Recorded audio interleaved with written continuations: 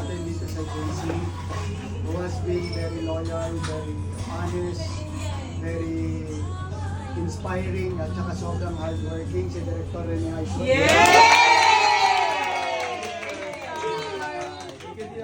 Guys, si Director Rene, part siya ng ating management. So, kasama namin ni Boss Jong si Director Rene for so many years.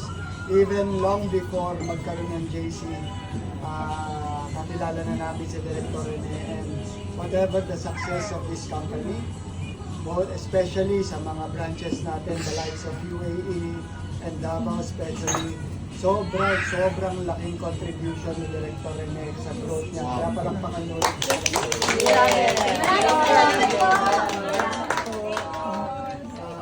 But of course, in behalf naman sa amin ni Boss Jomo, we are always grateful na throughout the years, may pandemic man o wala, talagang palagi kayo naniniwala sa amin at saka love na love nyo kami. Yes! So, Yes! gusto ko lang sabihin sa inyo na love din namin kayo.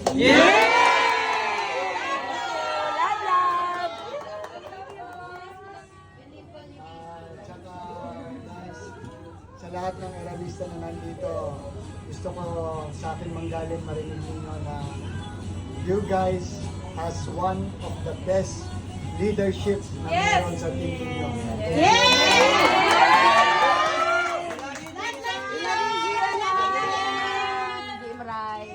Imagine mo yung team nyo has been best team sa buong kumpanya natin, sa buong mundo for 3 consecutive years. Yes!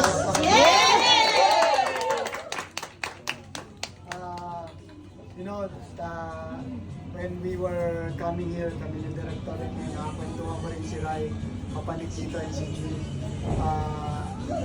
Alam ko na karamihan sa inyo, if not all, are somewhat meron kang work or meron kang business na iba. No? And some of you are doing this part-time, some of you are doing this full-time. The good thing about it is, marami tayong mga wholesalers. I would just share with you yung mga nasa ibang bansa katulad ninyo. Just like sa UAE natin, marami tayong mga wholesalers doon na they always do JC part-time after work. Because at the end of the day, that's why you came to another country to make money and to work, tama? And ang promise naman namin sa inyo ni Boss Jomo, since we were starting 10 years ago, ang goal natin makapagdagdag ng kita. Tama. Hindi magbawas. If I may share one story, hindi ko na lang sabihin, pero dati itong tao na to nagtatrabaho siya sa hotel. Babae siya, hotel. So, she's earning like, magkano yun, Director Rene? 60? 50,000 pesos? 50,000 boss. So, about 50,000 pesos a month.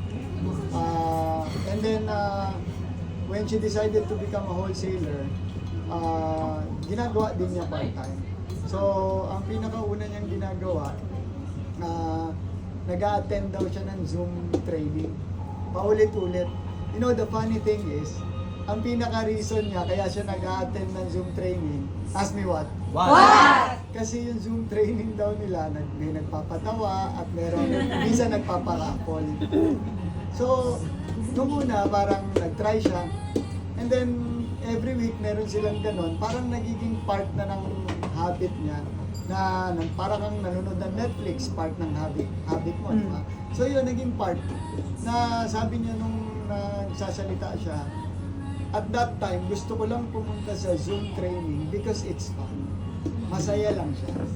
Na little does she know na after a year of doing it, hindi siya masyado kumikita ng sobrang laki. Normal lang, nagbebenta-benta lang siya. Na parang hinahanap-hanap na ng katawan niya yung pagpunta doon. And then she also said na minsan niya pag nakikita niya yung coach niya, nagtatago siya, ayaw niya makita yung coach niya kasi daw, every time nakikita niya yung coach niya, sinasabi, oh, kailan ka mag-a-active ng full time, kailan ka maglalabas ng kotse, so nagtatago siya na nagtatago kasi nahihiya daw siya. Pero continuously, nanonood lang siya ng Zoom. Ngayon, to cut the long story short, itong sinasabi kong girl na to, 3 months ago, magkano pinita niya 3 months ago? 3 months ago. 3 months ago, boss, kumikita po siya ng mga maliliit lang po, mga 20, 30. 2030. And then 2 months ago, ang kinita niya about 100 plus thousand pesos. And last month, ang kinita niya 1.3 million. Grabe. Sabi niya, doon daw niya na-realize na nung nagkaroon siya ng opportunity na kumita ng maganda, naaalala niya lahat ng tinuturo ng coach niya. Nung mga panahon na ang gusto lang niya raffle at Tama. kaya nai-apply niya na nai-apply. So, bakit kaya sinishare sa inyo? Yung team ninyo, you have this session every week, di ba? Yes. You know, sometimes, you are caught up in work. It's okay. But, I would encourage you to always attend them. Tama. Ask me why. Why? Maybe, ngayon, yung attention mo nandun pa lang sa work. Pero huwag kang mag-aalala. One day, darating din yung break mo sa buhay. Agree, boss. Agree. Darating din yung alam mo yung pinapangarap mong kita na hindi mo pa nakukuha ngayon, halimbawa. Pero darating yan. Paniwalaan mo lang. Ask me why again. Why? Ibig lang sabihin, hindi pa panahon para ipagkaloob sa iyo. Tama. Darating yung pagkakataon mo. Agree. Kumbaga parang ganito, sino marunong magluto, taas ang kamay. Okay. Ako marunong kumain. Parehas tayo, ma'am. Hindi, sample lang. Nung ikaw ba, magaling ka na agad magluto? Hindi po. Hindi, di ba? Pero, nung single ka, nag-aaral ka magluto. Na ikaw lang ang kumakain. Tama. Kasi nahihiya ka ipakain. Okay, kidding aside, ganun, nagluluto ka, hindi ka pa confident na ipakain, di ba? Malamang, kung nagka-boyfriend ka, hindi mo siya malaya na lutuan kita. Kasi hindi pa panahon nung pagluluto mo. Tama? Nung mag-asawa ka, hindi mo pa masyado maluto yung gusto ng asawa mo. Dahil hindi pa rin panahon. Na inaaral mo pa. Kasi bakit? Gusto mo ibigay yung best para sa kanya. Tama? So hindi ka gagaling magluto ngayon kung hindi mo rin dinaanan yung tamang proseso at habit na araw-araw, paulit-ulit, nagluluto ka at binibenta mo. Agree, boss. Agree. Tama. Tama. So yung habit is very important na kailangan ulit-ulitin mo. Hindi ibig sabihin yung katabi mo kumita ng 1 million, sila GM Raimo 3.5 million ang binita. Di ba? Hindi ibig sabihin ganun na kinikita nila, eh wala kang hindi ka na karapat dapat doon. Tama. Di ba? Hindi pa. Agree, boss. Pero darating yan. Tama. Yung habit yan. Ngayon, kung meron mga ilan sa inyo naging caught up sa work, medyo nawala ka sa circulation, yung iba naman, paminsan-minsan, huwag ka rin mag-alala. Ask me why? Why? Yung sistema nyo sa Iralista, tumutuloy pa naman eh. Ang kailangan mo lang sumakay. Kailangan mo lang sumakay. Kumbaga, ito yung trend. Kung bumaba ka sandali, pwede ka ulit sumakay. Kasi hindi naman to huminto eh. Agree. Tuloy pa rin naman siya eh. Tama? Tama. Agree. Mapapasok ka ulit sa sirkulasyon. Agree.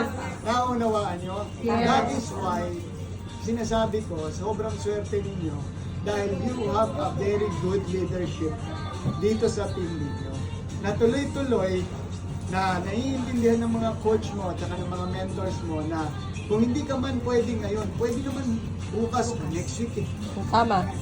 Kumbaga, hindi ka nila pipilitin, oh, hindi ka dito. It's your own choice. Agree, boss. Gusto mo bang dumagdag kita mo soon? Then get on board. Tama. Gusto mo bang mabayaran yung 35 years na bahay mo? Yes, boss. Agad-agad Yes, in 5 boss. years? Then get on board.